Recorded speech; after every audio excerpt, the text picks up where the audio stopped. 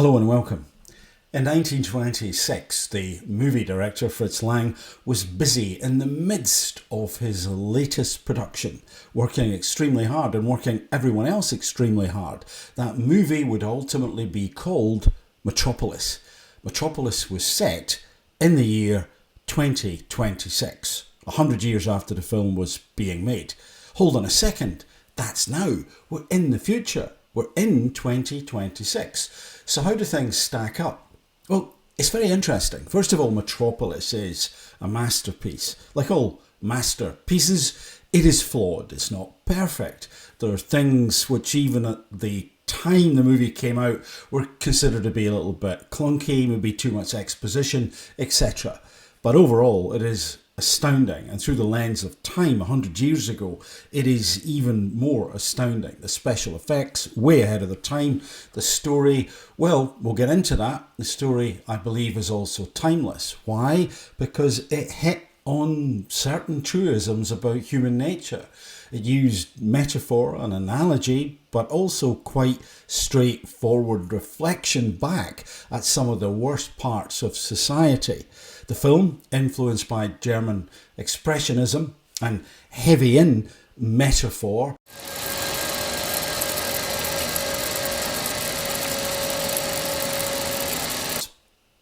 I think it's interesting to note some of the main threads that were present in that film. First of all, there was an elite. That elite, they lived in towers. This was like the visual imagery. They were in these gleaming, gorgeous, beautiful, futuristic buildings. I don't think they're that gorgeous myself, but hopefully you get the point. They were there in the clean air. They were above everyone else. And the elite, well, they just didn't bother that much about anything else beyond power, of course, control with some of them, and for many of them, based on the film at least, pleasure. Just to be feeling and experiencing pleasure for the sake of pleasure. So one could argue and extrapolate that the life of the elites was in some ways meaningless, vacuous, empty. Not all of the elites were bad, but certainly some of them were, we would probably describe them these days as psychopaths, lacking in empathy. At best, they were sociopaths.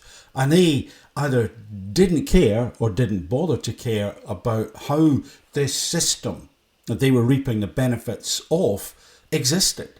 What gave them the luxury, the heat, the light, the power, etc. The safety. How did that come about? Well, of course, you may have guessed already, and you may have seen the film, it came about because of the workers, the people who were literally beneath them, working, toiling, in the dark, in horrible conditions. And they were treated appallingly. And of course, they were treated as something lower, less than. The elite othered them.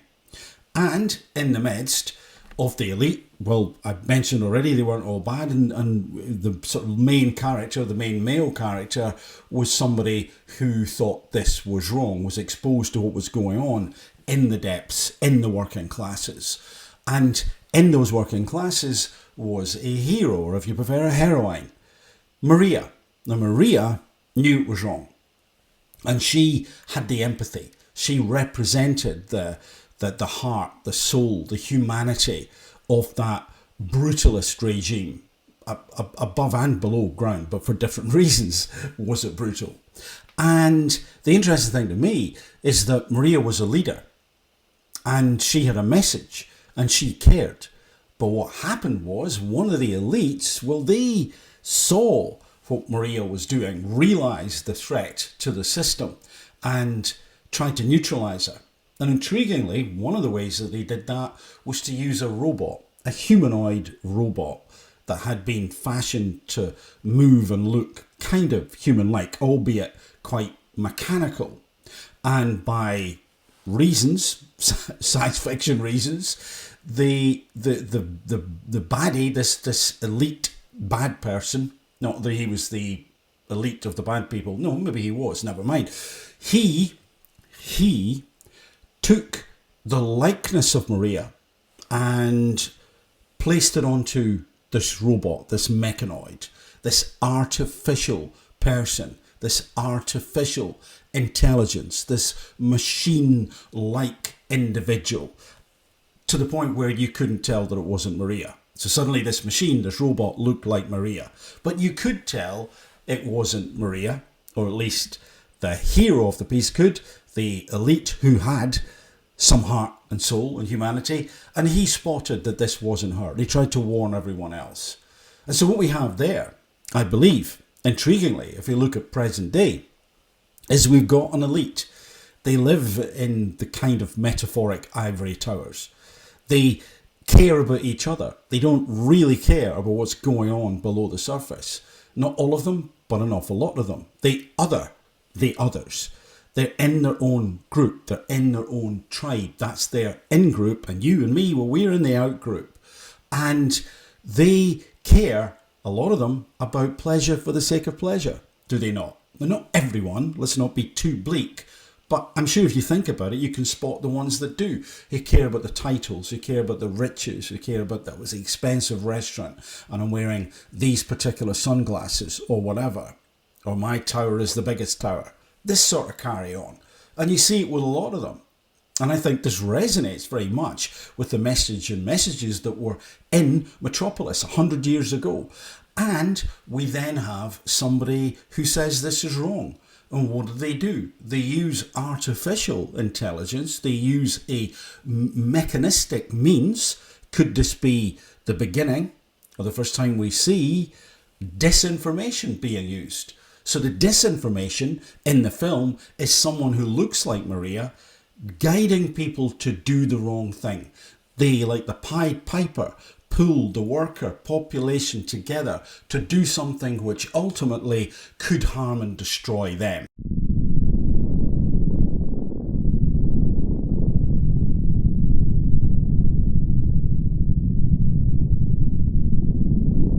All of that, I think, applies today, or a lot of it applies today. Because, as I've said, we have those elites who don't care.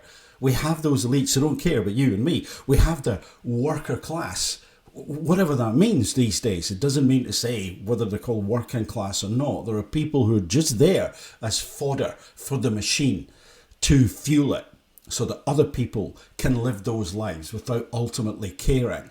And then we have this disinformation strategy. We have someone who rises up, who maybe has empathy, well, in fact has humanity, can lead the population in the right way, who cares about them, who wants to serve, who has been serving, and they are sabotaged in this movie. So where are we today? Again, as I've said, we have those elites, we have those people who are vulnerable in society, we have those people who are not really thought about or cared about. And again, that may be you.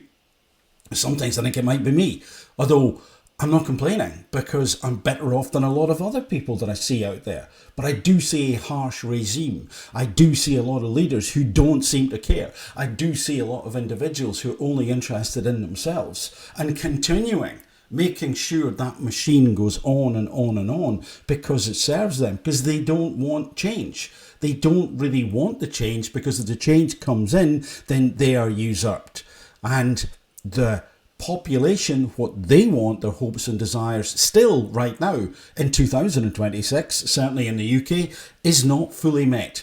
In fact, this elite have been doing the opposite. But this elite may be replaced by another elite. This is the issue that we face, do we not, in 2026. So we've got to be careful what we wish for. We've got to ensure that we're not being led by another mechanoid. Someone who comes along and says, yeah, I know what you want, let's do this. But in actual fact, at best, there's no difference. At worst, we begin to destroy ourselves, just like in the movie. So we have to ensure that the Maria, whoever that Maria is, that we vote in now, is someone who will literally change that system. Yes, I've already talked about, I'm not the only one, the need for many people to be involved in that change. It's not just one leader. It's not just one person. There's got to be a movement. We can see the grassroots of it. We can see people rising up in different ways. That's why I also say it's very important not to fall out with each other, because by and large, I think most people want the same type of change.